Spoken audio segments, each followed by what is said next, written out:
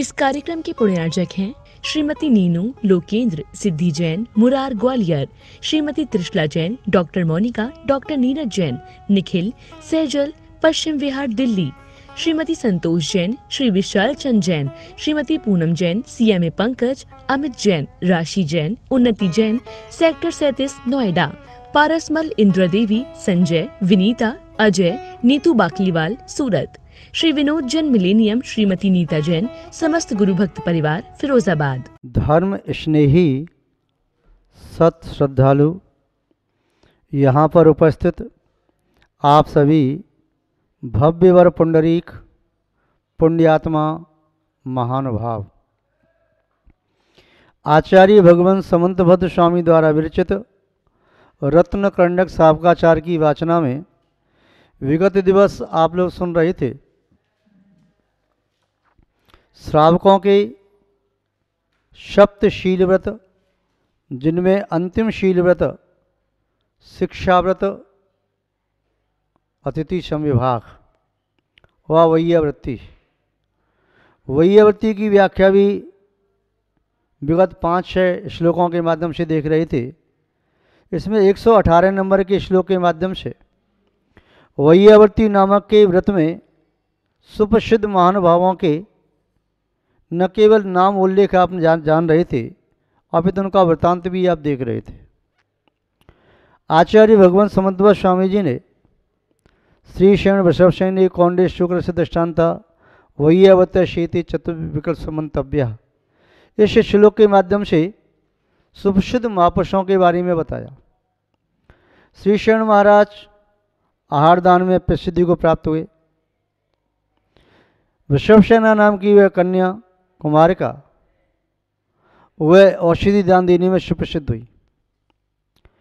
ज्ञान दान भी अपने आप में महत्वपूर्ण दान है। ज्ञान दान की उपमा अन्य किसी दान से नहीं दी जा सकती। इसलिए ज्ञान दान देने में प्रसिद्ध हम एक सामान्य ग्वाल की कथा को कहें, इससे पहले थोड़े ज्ञान के संबंध में चर्चा कर लें कि ज्ञानदान इतना महत्वपूर्ण क्यों हो जाता है।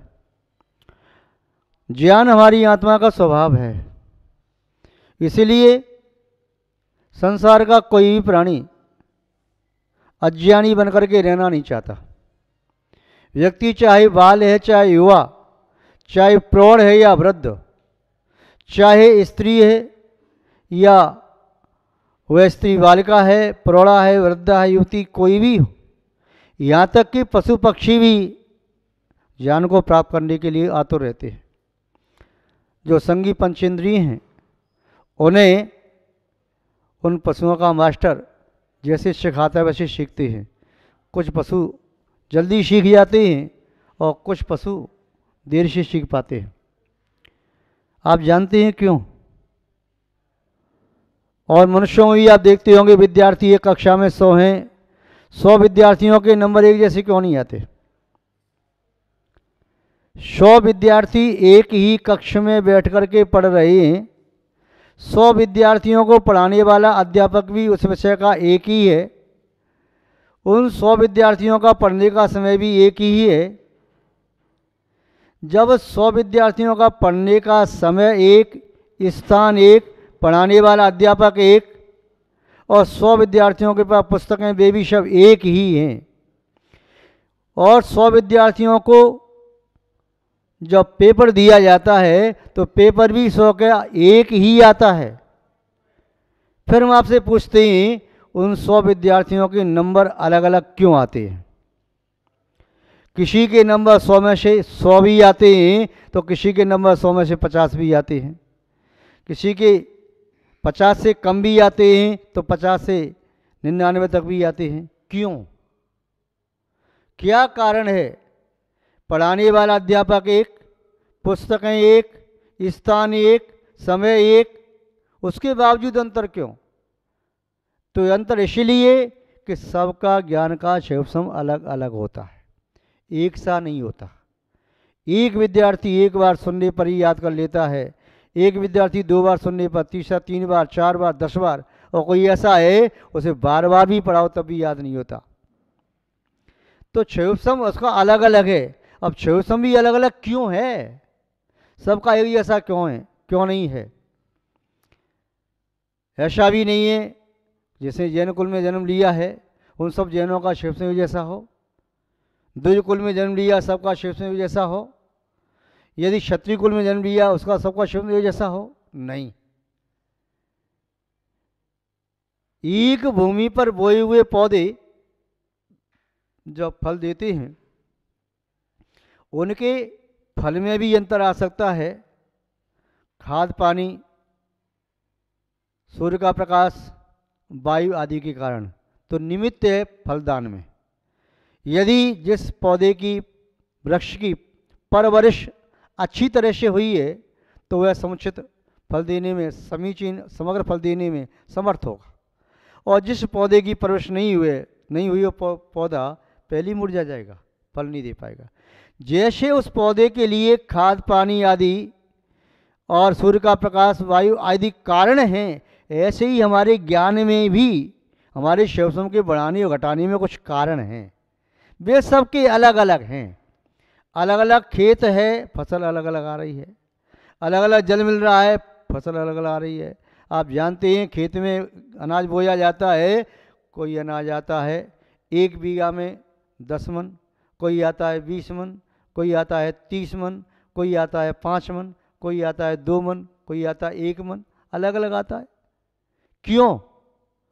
उसकी मिट्टी जो है, उसकी उपजाऊ शक्ति जो रोरा शक्ति है कम ज़्यादा है, जल कम ज़्यादा मिला, खाद जल कम ज़्यादा मिला, कई कारण हो सकते हैं। ऐसे ही ज्ञान का क्षयोपशम कैसे बढ़े, हम इस बात को पहले जान लें, और घटता कैसे है उससे बचने के उपायों को भी पहले समझ लें। और एक बात आप अच्छी तरह से समझ लें, संसार में यदि सबसे श्रेष्ठ कोई रत्न है, कोई चीज है, कोई निधि है तो वह है ज्ञान। उसके माध्यम से ही व्यक्ति भगवान बन जाता है, और उसके बिना ही व्यक्ति निगोदिया जी बन जाता है जब अल्प मात्रा रह जाती है। तो ज्ञान संपूर्ण प्रकट हो जाए तो वह आत्मा भगवान कहलाती है, और संपूर्ण ज्ञान प्रकट न होकर के सर्व न्यून ज्ञान रह जाए तो वो जीव निगोदिया जीव कहलाता है। अब न्यूनता से बढ़ते बढ़ते ज्ञान को बढ़ते बढ़ते ज्ञान की वृद्धि ही भगवान बनने की यात्रा है। जिसके जीवन में ज्ञान बढ़ता चला जा रहा है भगवान बनने के मार्ग पर बढ़ रहा है। ज्ञान ही वो ऐसी शक्ति है जो इस आत्मा को भान कराती है संसार में क्या निकृष्ट है और क्या उत्कृष्ट है, क्या हेय है, क्या उपाधि है, क्या जानने की योग्य है, क्या खाने की योग्य है, क्या पीने की योग्य है, और किसके प्रति समव्यवहार रखना चाहिए, किससे राग करूं, किससे द्वेष करूं, किसके प्रति समभाव रखूं। ये ज्ञान के माध्यम से। भगवान महावीर स्वामी जब राजकुमार थे, जब वैराग्य नहीं हुआ था तो राज वैभव के मालिक थे। वैराग्य हो गया, अंतर्मुहूर्त नहीं लगा, संपूर्ण वैभव त्यागने में। भरत चक्रवर्ती 6 खंड के राजा, निश्सीम वैभव, 9 निधि 14 रत्न, 96,000 रानियां, इतना सारा परकर, 32,000 मुकुटबद्ध राजन की सेवा में नतमस्तक। वैराग्य हुआ, एक अंतर्मुहूर्त नहीं लगा यथाजा दिगंबर दीक्षा लेने में। शांतनाथ तीर्थंकर ऐसे सभी महापुरुष, क्यों? उनके अंदर ज्ञान की ज्योति जल गई। ज्ञान की ज्योति जलते ही निकृष्ट और उत्कृष्टता का भान हो गया। उन्हें लगा कि जिसे मैं अभी समेट करके मैंने इकट्ठा किया है यह निकृष्ट है, और जो मुझे प्राप्त करना था वह उत्कृष्ट है। अब मौका मिला उत्कृष्ट को प्राप्त करने के लिए तो मौका चूकना नहीं है। दाव मत चूको, यह है बस मुझे प्राप्त करना है। तो इसलिए उन्होंने उसे छोड़ दिया। जैसे कोई व्यक्ति अभी तक कांच के ढेर की पोटली बना करके दौड़ रहा था, जब बाद में मालूम चला कि मैं जो ढो रहा हूँ वो कांच है, असली हीरा तो ही है। कैसे? कि ये कांच तो तभी चमकता है जब सूर्य आकाश में चमकता है, अंधेरे में कांच नहीं चमकता। किंतु ये तो अंधेरे में भी चमक रहा है, इससे सिद्ध हो रहा है ये असली हीरा है। तो अब उस व्यक्ति को कांच की पोटली छोड़ने में कोई दुख होगा? क्योंकि उसे निकृष्टता का ज्ञान हो गया, जो मेरे पास है वो निकृष्ट है, छोड़ दे, और जो सामने है उत्कृष्ट से ग्रहण कर ले, तो ज्ञान ही वह शक्ति है जो निकृष्ट और उत्कृष्टता की पहचान देता है, कसौटी पर कस के बताता है। तो ज्ञान की जीवन में आवश्यकता है। तो सबसे पहले हम चर्चा करें कि हमें कैसे कैसे बचना है। तो आचार्य समंतवत स्वामी रत्नगढ़ साहब का शहर में ज्ञानदान की महिमा अलग बता रही हैं। उधर आचार्य उमा स्वामी महाराज, जिन्हें आचार्य समंतवत स्वामी के गुरु भी माना जाता है, तत्व सूत्र में उन्होंने ज्ञानावरण कर्म के, दशावरण कर्म के आश्रबंध के कारण कहे। तत्पदोष निंदव वासर मासंतराया साधनोपघाता ज्ञान दर्शना वर्णय। तत्प्रदोष, तत्प्रदोष मीन्स तत् माने वह है, प्रदोष माने दोष, वह दोष लगाना। कैसे दोष लगाना? कोई वक्ता आगम की वाचना कर रहा है, शास्त्र की बात कह रहा है, बात सुहा नहीं रही, अच्छी बात भी अच्छी नहीं लग रही, ये तत्प्रदोष नाम का दोष है।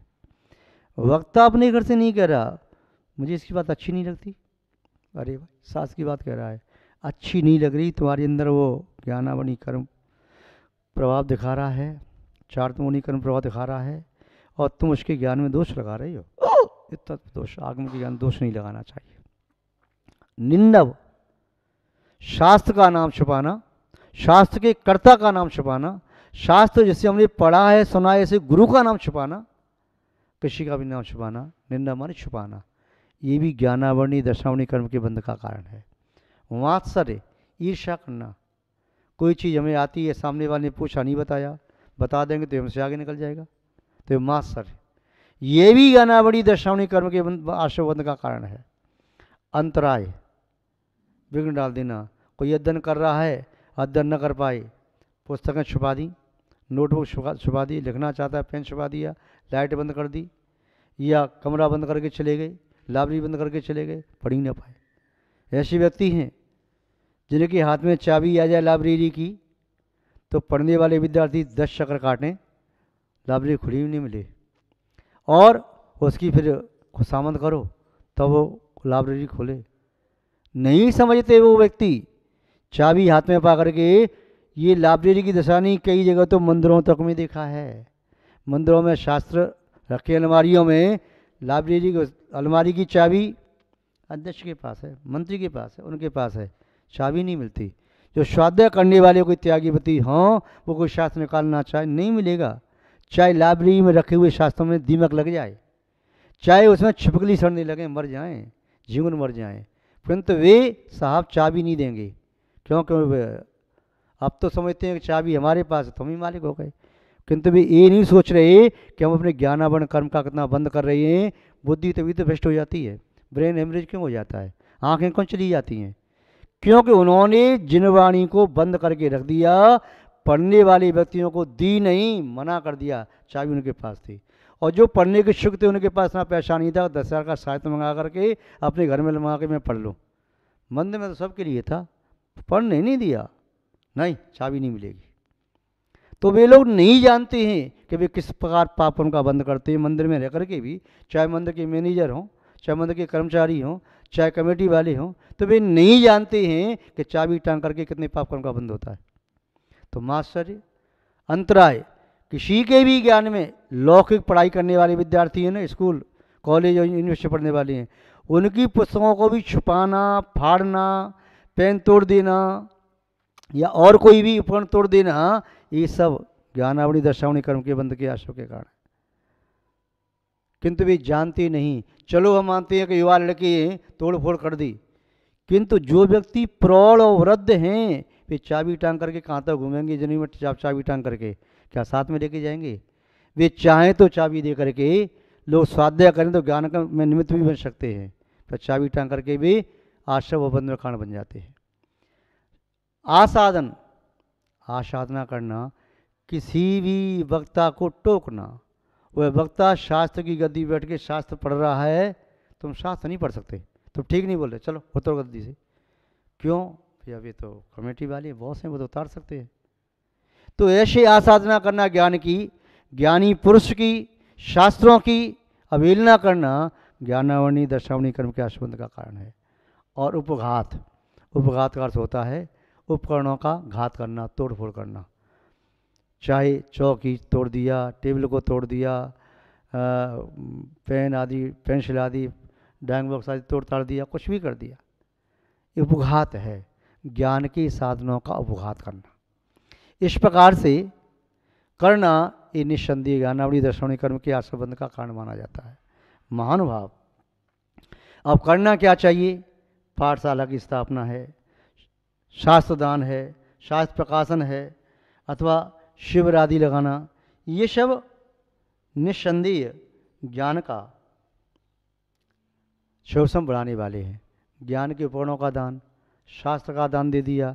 पढ़ने वाले विद्यार्थी हैं, जिसके पास सामर्थ्य है, आप तो वोट लगा दो मंदिर पर, भैया जो कोई भी व्यक्ति शास्त्र स्वाध्याय करना चाहते हैं, आपको शास्त्र यहाँ मिल जाएगा। अपना नाम और अपना फ़ोन नंबर, आप शास्त्र का नाम लिख के दे दीजिए, आपके घर पहुँच जाएगा। हम आपकी सेवा करना चाहते हैं गुप्त रूप में, हम अपना नाम प्रकट करना नहीं चाहते।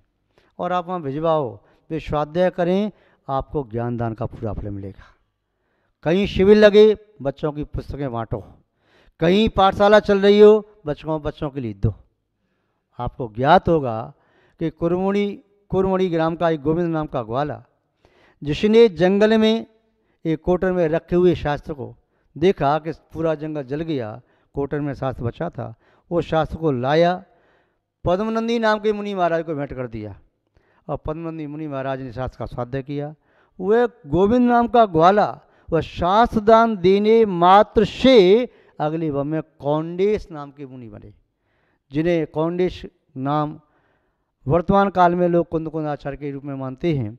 चाहे वे कुंद आचार्य हों, चाहे कौंडेश नाम के और कोई महान मुनि रहे हों, कुंद आचार्य को भी कलिकाल सर्वज्ञ की तरह से माना जाता है, उन्हें भी तीर्थंकरवत माना जाता है।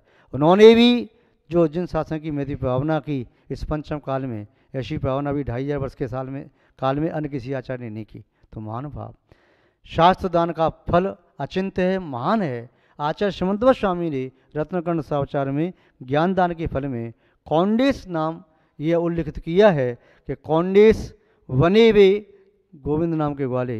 तो निस्संदेह आप भी यदि ज्ञानदान दोगे तो शुद्ध केवली बन सकोगे। आज बस इतना ही। जय बोले श्री शांतनाथ भगवान की, पूज्य आचार्य गुरुदेव श्री विद्यानंद महाराज की, अहिंसामय विश्व धर्म की। इस कार्यक्रम के पुण्यार्चक थे श्रीमती नीनू लोकेंद्र सिद्धि Jain Murar Gwalior, Shrimati Trishala Jain, doctor Monika, doctor Neeraj Jain, Nikhil Saizal Paschim Vihar Delhi, Shrimati Santosh Jain, Shri Vishal Chand Jain, Shrimati Poonam Jain, CMA Pankaj, Amit Jain, राशि जैन, उन्नति जैन, सेक्टर 37 नोएडा, पारसमल इंद्र देवी, संजय, विनीता, अजय, नीतू बाकलीवाल सूरत, श्री विनोद जैन मिलेनियम, श्रीमती नीता जैन, समस्त गुरु भक्त परिवार फिरोजाबाद।